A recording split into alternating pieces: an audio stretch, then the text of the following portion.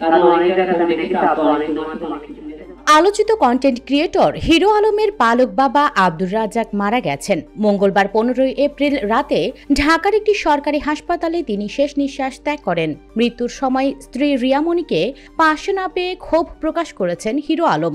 এ নিয়ে ফেসবুকে পোস্ট করে তাকে বয়কটের ঘোষণা দিয়েছেন তিনি। আব্দুর রাজ্জাকের মৃত্যুর সংবাদ নিশ্চিত করেছেন হিরো আলম নিজেই। তবে রিয়ামণির বিষয়ে কোনো কথা বলতে রাজি হননি তিনি। আলম বলেন, এই মুহূর্তে কোনো কথা বলতে চাই না, যা বলার আমি ফেসবুকে বলে দিয়েছি।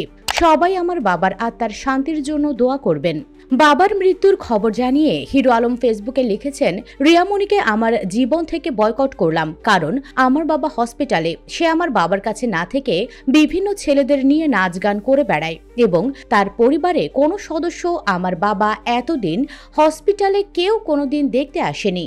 আমার বাবা বেঁচে থাকতে দেখতে আসলো না, তাহলে আমি পড়ে থাকলে সে কি করবে? হিরো আলম আরো উল্লেখ করেন, রিয়ামণি মায়ামণি ঢাকা শহরে বিভিন্ন বারের ড্যান্সার।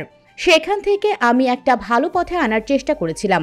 ছেড়ে দেয়া গরু কোনোদিন ঘরে বন্দি করে রাখা যায়? খুব শিগগির মায়ামণি রিয়া খুব তাড়াতাড়ি তারা যে কত খারাপ বুঝতে পারবেন আপনারা।